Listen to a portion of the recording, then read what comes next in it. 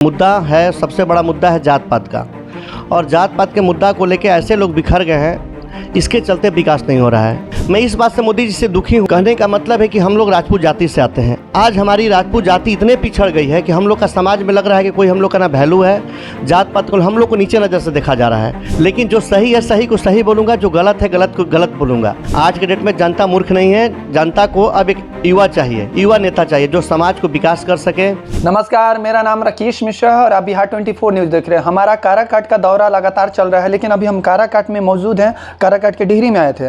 तो बता दें, उपेंद्र कुशवाहा के बाद राजा राम, फिर उसके बाद पवन सिंह जो ट्वीट करते हैं तो हड़कंप मच जाता है। लेकिन एक और प्रतिनिधि खड़े हो गए हैं, आपको बता दें काराकाट से। इनसे हम पूरा परिचय लेंगे कि आखिर राजनीतिक काराकाट की दम जो सुलझी हुई है, आखिर क्या वजह रहा लगातार यहाँ टक्कर का रहेगा, क्योंकि सारे टकटकी सभी राज्यों को छोड़कर आदमी काराकाट में ही क्यों आ रहे हैं। आइए मेरे साथ इनका परिचय लेते हैं, इन्हीं से जानते हैं कि आखिर काराकाट से ही क्यों चुने हैं। जी, अपना परिचय दे दीजिए। मैं ओम प्रकाश सिंह और मेरा निवास स्थान शेरपुर आता है, कोढ़ी गोला के पास, और मैं बिहार से बिलोंग करता हूँ। रोहतास ज़िला है मेरा। और बहुत खुशी की बात है कि न्यूज़ 24 बिहार कि आप लोग मेरे घर पे आएँ। और आने के बाद अब बात मुद्दा की आती है, राजनीति की आती है, तो देखिए मैं एक कलाकार हूँ छोटा मोटा। मेरा एक प्रयास रहता है कि मैं अपने लिए, अपने गांव के लिए, समाज के लिए, बिहार के लिए, चाहे यूपी हो, मतलब जो भी कलाकार हैं उनको मैं आज जब से मैं इस क्षेत्र में आया हूँ 15 साल से हूँ, उनको एक मैं रोज़गार को लेकर चलता हूँ। लेकिन आज जो हमारी गाँव है, समाज है, सबकी समस्या देखता हूँ, पीड़ा देखता हूँ, तो एक जिज्ञासा जग जाती है। और वैसे भी मैं थोड़ा मोड़ा राजनीतिक मुझे अब समझ में आ रही है, क्योंकि जब चुनाव हुआ था अभी 2020 में समथिंग विधानसभा का, तो उसमें मैंने निर्दलीय प्रत्याशी का चुनाव लड़ा था। लोगों ने मुझे बहुत प्यार दिया था। लेकिन इस बार क्या हुआ कि अभी 2 दिन पहले मैं यहाँ का विधि व्यवस्था देखा। मैं अभी मुंबई में था, शूटिंग का मेरा फिल्म पैसा पैसा का एडिटिंग चल रहा था। लेकिन मेरे मामा का सहयोग, मेरे परितोष जी, बहुत से ऐसे लोग हैं जिनको उन्होंने बोला कि ओम प्रकाश जी इस बार चुनाव लड़ेगा नहीं। कि नहीं, देखिए हमको राजनीतिक नहीं आती है। तो फिर मेरे मन में उन्होंने इतना, उन लोगों ने मुझे प्रेस दिया, मैं प्रेस किया, हिम्मत दिया, विश्वास दिया। मैंने माँ से भी बात की कि ऐसा ऐसा बात है, क्या कह रही हैं आप। माँ ने बोला कि बेटा देखिए आप एक इंसान हैं और कोई भी काम करता है तो नाम सम्मान के लिए करता है, तो आप भी करिए। मेरे तरफ से आशीर्वाद प्यार है। गांव समाज जो लोग, सब लोग मुझे सपोर्ट कर रहे हैं। हार जीत तो जगह की बात है। और दिग्गज लोग खड़े हैं यहाँ से। उपेंद्र कुशवाहा पहले भी सांसद रह चुके हैं। फिर उसके बाद आपको बता दें, मेन आपका ट्वीट आता है, आप ही के जो गायकार हैं, सिंगर है, बहुत बड़े सिंगर हैं, पवन स्टार जिसको पवन सिंह बोला जाता है, वो भी खड़े हैं। और आप भी किस पार्टी से खड़े हो रहे हैं? देखिए मेरा कोई पार्टी वाटी नहीं है और मैं किसी पार्टी का विरोध नहीं कर रहा हूँ। और रही बात पवन सिंह जी की, तो पवन सिंह मेरे आदर्श हैं, बहुत एक अच्छे सिंगर हैं, गायक हैं, अभिनेता हैं, और एक मेरे भाई के साथ साथ एक मेरे दोस्त भी हैं। मैं उनका बहुत सम्मान करता हूँ। और मुझे किसी पार्टी से मुझे कोई तरह की परेशानियाँ, दिक्कत नहीं है। और मैं किसी पार्टी का मैं बराबरी नहीं करना चाहता हूँ। मैं एक गरीब घर का लड़का हूँ। मेरे पापा नहीं है, मेरे फादर नहीं है। मैं इंग्लिश हिंदी दोनों बता देता हूँ कि नहीं है, मैं एक अनाथ हूँ। लेकिन मेरे अंदर जिज्ञासा है कि मैं अपने गांव के लिए, समाज के लिए, जो मेरा काराकाट क्षेत्र है लोकसभा, उसके लिए मैं कुछ करूं, ठीक है। और लोग मुझे बहुत प्यार करती है जनता। लेकिन आज विडंबना है कि मेरे जो लोकसभा है उसका विकास नहीं हो पा रहा है। आज की इसका मतलब जो सांसद रह चुके हैं वो कोई विकास नहीं किए हैं।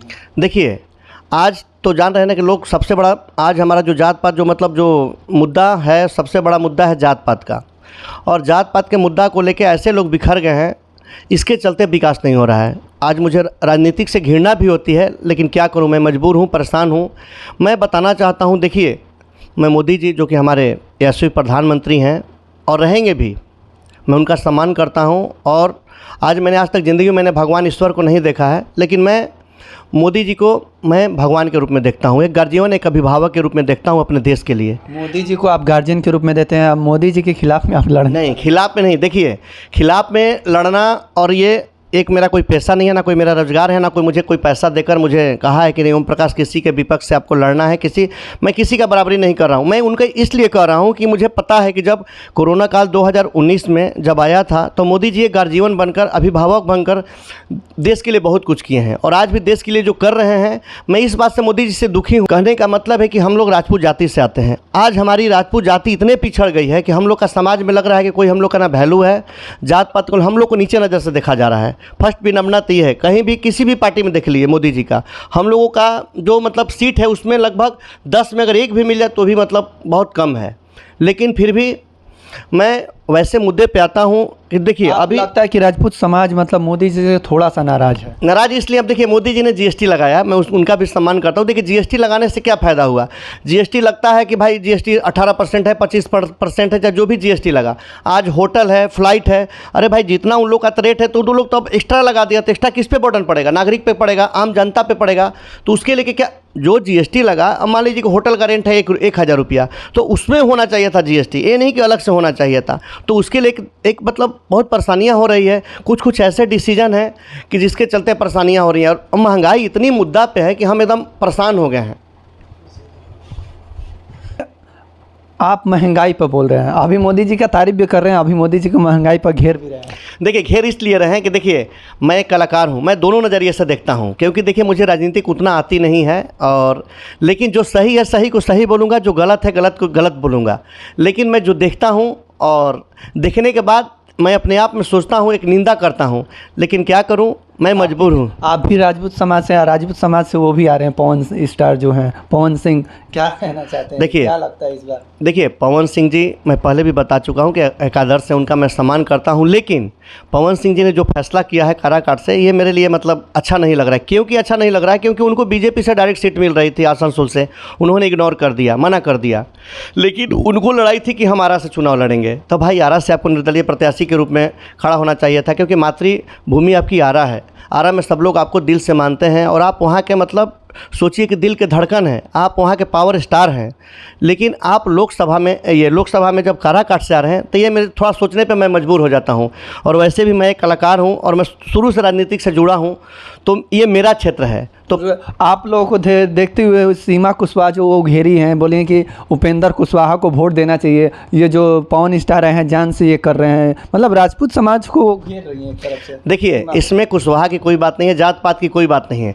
आज के डेट में जनता मूर्ख नहीं है, जनता को अब एक युवा चाहिए, युवा नेता चाहिए जो समाज को विकास कर सके, और जो महंगाई है, जो बेरोजगारी है, उसको मतलब दूर कर सके। और ठीक है, सबका है, हम लोग लोकतंत्र है, स्वतंत्र है, हम लोग ऐसे देश में रहते हैं जहाँ पर जो हमारा संविधान बना है उसको लेकर चलना है, संविधान से बाहर नहीं जा सकते हैं, सब एक स्वतंत्र हैं, कोई भी अपना लड़ सकते हैं, निर्दलीय से हो, किसी भी पार्टी से हो, किसी भी जात से हो, इसमें कोई भेदभाव नहीं है मेरे तरफ से, सब लोग स्वतंत्र हैं। और आज मेरा भी एक हक है, मैं भी एक हिंदुस्तान का नागरिक हूँ, और मुझे भी हक है, और लोगों का इतना मुझे लोग प्रेम करते हैं, जिस तरह से लोग पवन सिंह जी को पूरी दुनिया जानती है, उस तरह से मेरा जो क्षेत्र है लोकसभा काराकाट, वैसे भी लोग मुझे प्यार करते हैं। छोटे कलाकार से देखते हैं, मेरे पास उतना पैसा नहीं है, ना मेरे पास पावर है, लेकिन मेरा एक प्रेम है, मेरा एक व्यवहार है। जनता के बीच रहते हैं, जनता के लोगों की बातों को जानते हैं, तो आप खड़ा होंगे, तो मान लीजिए कल को आप जीत जाते हैं, तो क्या सबसे पहला कदम आपका क्या रहेगा जनता के लिए? देखिए हर इंसान के, हम गाँव में जा रहे हैं, गांव में हो, शहर में हो, कहीं भी हो,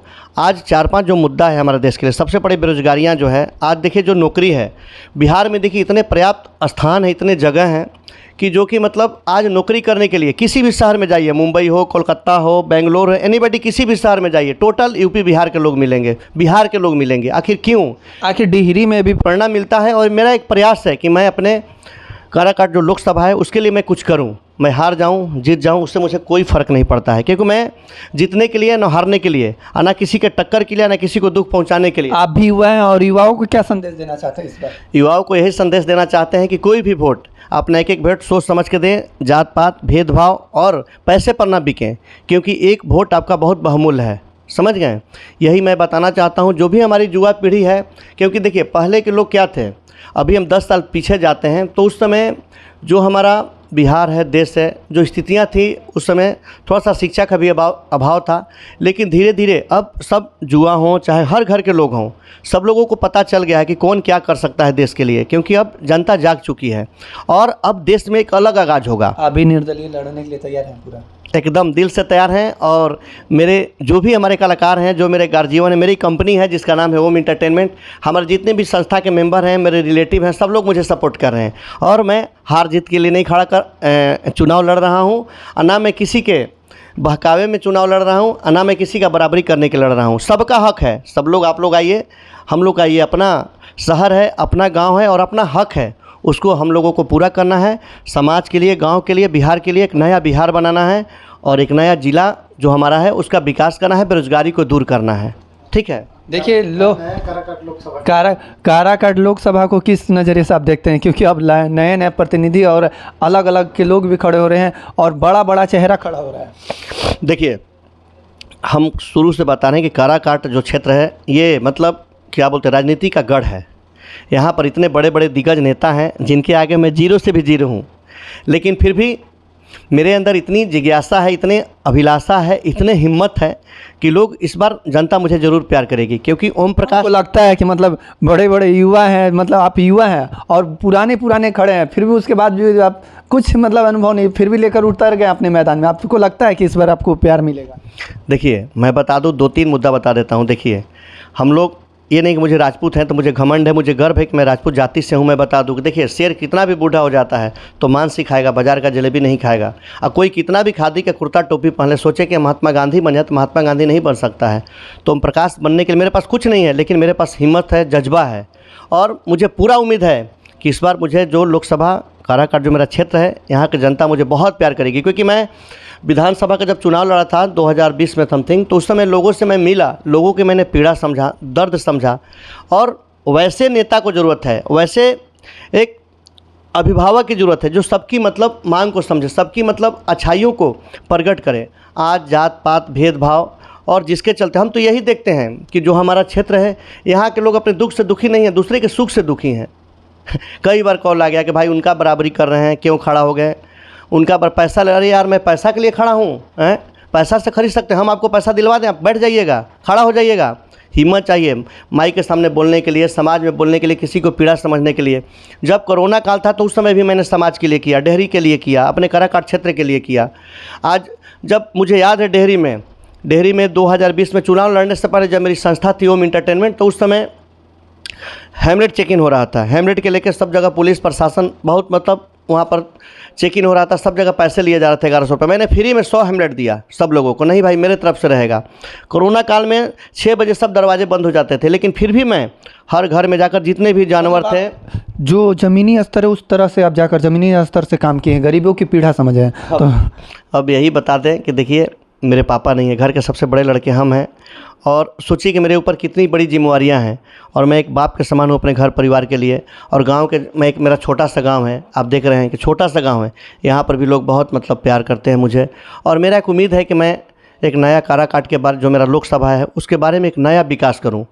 यहाँ पर अच्छे हॉस्पिटल का होना चाहिए, अच्छे शिक्षा का मतलब जो एक अच्छा स्कूल होना चाहिए, एक अच्छे स्पोर्ट के लिए एक अच्छा मैदान होना चाहिए, ठीक है, रोड लाइट बिजली, ये सब तो बहुत ज़रूरी चीज़ है। साथ साथ एक बेरोजगारी के लिए कुछ ऐसा प्लान बनाना चाहिए कि जिसमें हमारे जो बिहार के जो लड़के हैं जिनके पास एजुकेशन है वो बाहर ना जाएं। आज हम देख रहे हैं कि वो लोग बाहर पलायन करने पर मजबूर हैं, क्योंकि यहाँ पर कोई विधि व्यवस्था है नहीं। अगर हम लोन लेने जाते हैं बैंक में तो तरह तरह के ऑप्शन पूछे जाते हैं, इतने डॉक्यूमेंट मांगे जाते हैं कि हम लोग दे नहीं पाते हैं। आपको लगता है कि 10 साल में विकास नहीं हुआ? देखिए क्या कहें, अब हम क्या बता सकें। आप लोगों को तो खुद पत्रकार हैं भाई, न्यूज़ 24 जो कि आप लोग सासाराम से बिलोंग करते, खुद देख रहे हैं कि आज क्या है।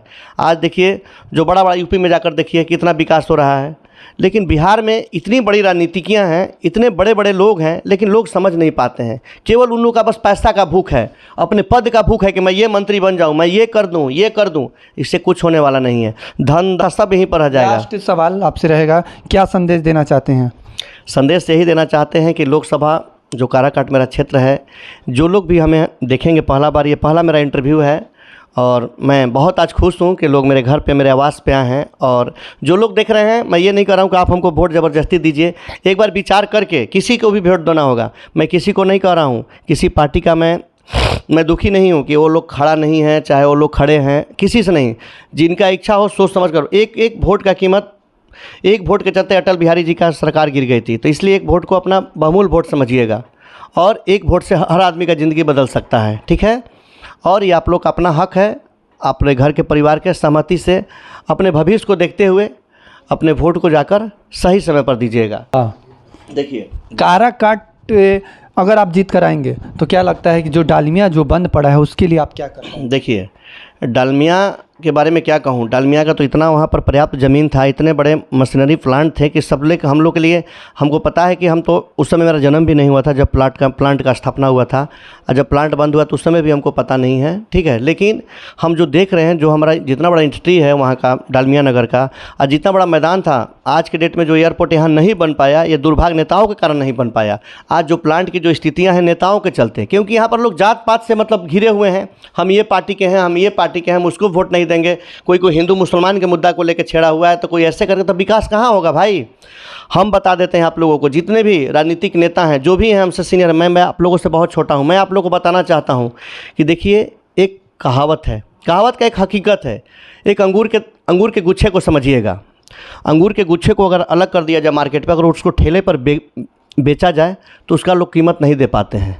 लेकिन वही अंगूर अगर एक साथ अगर मिल कर रहे, एक साथ जुट कर है, तो उसको लोग खरीदते हैं, देखते हैं, सुंदर भी लगता है और समझते वही अंगूर है। तो इसलिए अंगूर का गुच्छा बनिए, ठीक है। इस काराकाट जो लोकसभा है, इसका मान सम्मान बना कर रखिए। क्या लगता है पानी जीतने के बाद आप उसको फैक्ट्री को एकदम जरूर करेंगे, जरूर करेंगे। अगर हार भी जाएंगे तो कुछ नहीं करेंगे तो कम से कम 100 लड़कों का तो मेरे पास रोज़गार देने के लिए मेरे पास व्यवस्था है, क्योंकि मैं एक कलाकार हूँ। मैं एल्बम बना के, फिल्म बना के, क्योंकि आज मेरे ऊपर बहुत से प्रोड्यूसर ऐसे हैं जो मुझे पिक्चर बना रहे हैं। और ख़ास करके अभी जो हम यूपी में रहते हैं, मेरा रहना चुनार मिर्ज़ापुर में हुआ, वहाँ पर मेरा आवास है, लेकिन मैं वहीं से बिलोंग करता। शूटिंग इसलिए करता हूँ क्योंकि वहाँ पर सब्सिडी का मतलब बहुत बढ़िया चांस रहता है। सब्सिडी हम लोग मेहनत करते हैं कलाकारों के प्रति। और इस बार जो बिहार की जो स्थितियाँ हैं, यहाँ पर सब्सिडी के लिए, फिल्म के लिए भी कोई ऐसा स्कोप नहीं है कि जो बिहार में हम आके कर सकें, सरकार से ले सकें, ठीक है। कब यहाँ पर क्या हो जाएगा कुछ पता नहीं है। तो ऐसे हम क्या कहें, ये विडंबना है हमारी राज्य की, बिहार की।